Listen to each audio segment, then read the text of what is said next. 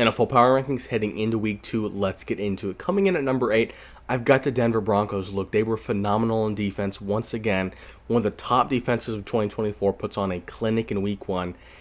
Only gave up 12 points, gave up 2.4 yards per play to the Titans. And I get it. They were playing a rookie quarterback. They were playing the Titans, who are the number 1 overall pick. In the NFL, with how good quarterbacks are, with how innovative offenses are, with how the referees call the games, giving up only 12 points, I don't really care about the situation, is impressive.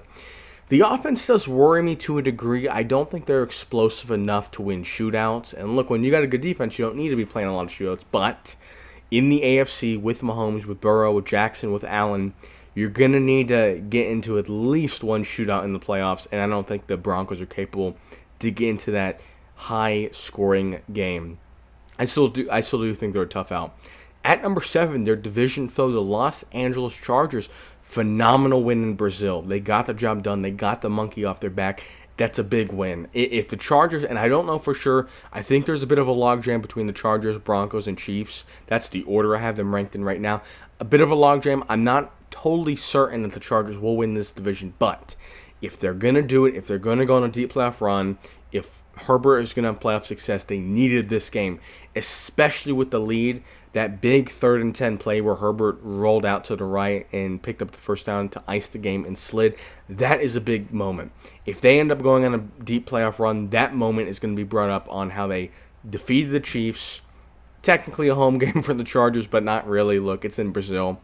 Nonetheless, they needed that one. From a statistical standpoint, they were pretty similar to the Chiefs. I got to give them the edge because they were able to get it done in the big moments. But I will say the Broncos, Chiefs, and Chargers are 10, 8, and 7 for me. So they're all kind of in that same range.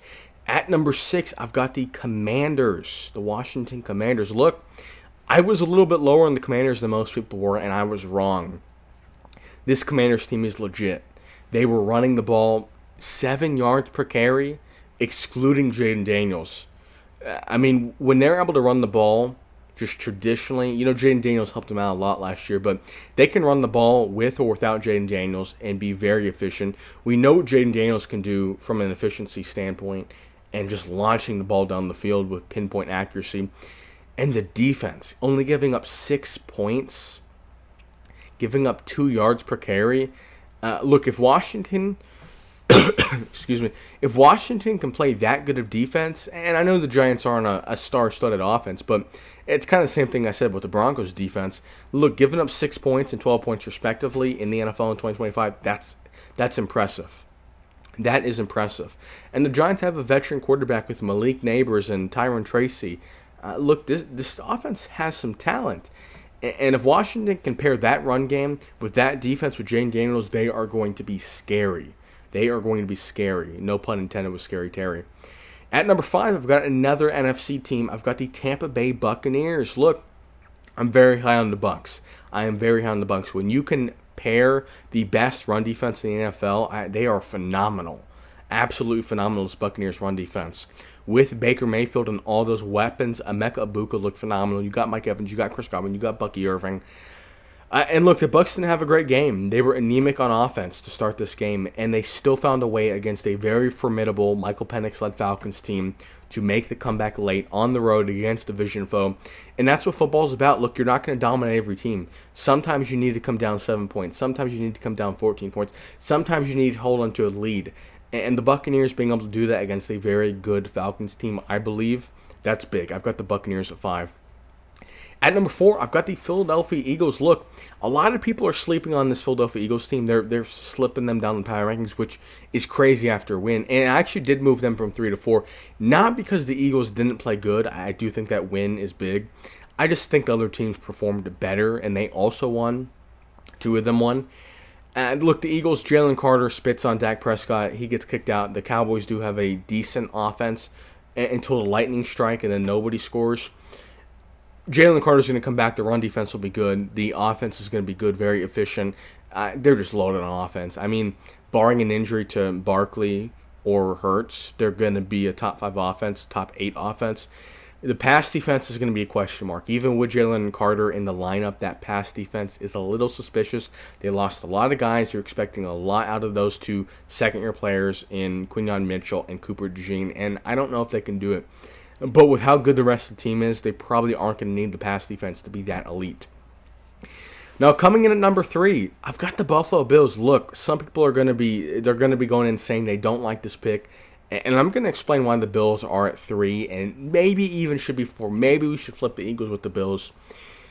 Look, the Buffalo Bills, they did win the game 41-40, one of the best NFL games I've ever seen, and I hate to say it as a Ravens fan because we lost, but the Buffalo Bills, they cannot stop the run game, and honestly, they can't stop the pass game.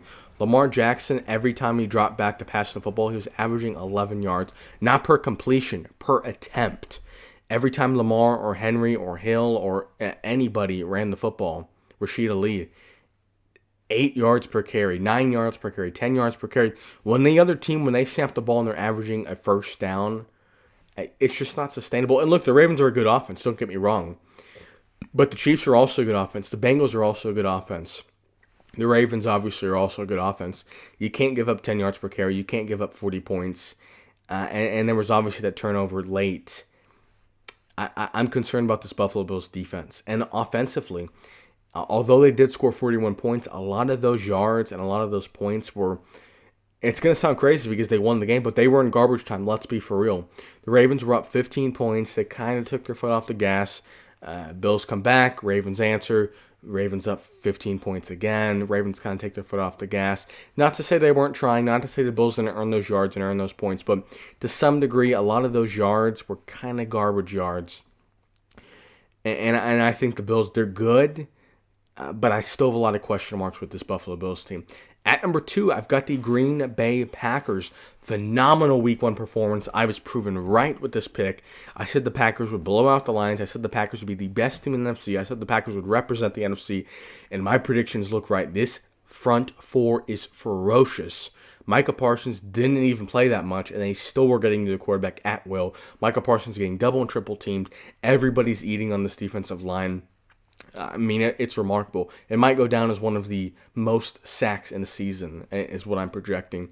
The offense, I mean, it was just efficient. It was downright efficient. Nobody, blew you off the screen. It wasn't a 400-yard passing performance. Josh Jacobs didn't have 200 rushing yards.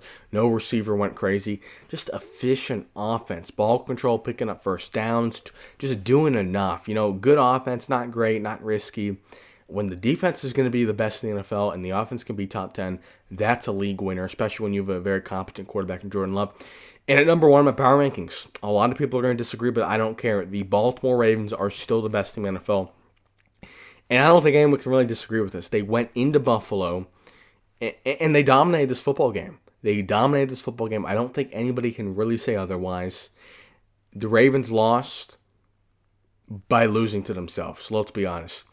If this game was played again, most people take the Baltimore Ravens. I'm not saying the Bills can't win. I'm not saying the Packers can't win. I've got the Ravens at number 1 power ranking, so obviously I think they beat every team on a neutral site. And to no extent am I saying that the Ravens team can never lose a football game. Obviously, they just lost. But neutral site, Ravens Packers, Ravens Bills, Ravens Eagles, I think the Ravens win. They were phenomenal in offense, absolutely electric. Obviously, I'd already mentioned 10 yards per play in the Bills context, speaking about their defense. But the Ravens' defense was okay, and okay against Josh Allen means pretty good. They were okay. They started to take their foot off the gas. They weren't aggressive, and that cost you. Look, at the end of the day, that cost them the game, and they are 0-1. Maybe the first team ever that has a legitimate argument to be the best team in the NFL, even though they lost in Week 1. But got Ravens at 1, Packers 2, Bills 3, Eagles 4, Bucks 5, Commanders 6, Chargers 7, and Broncos 8. And that is your Week 2 power ranking.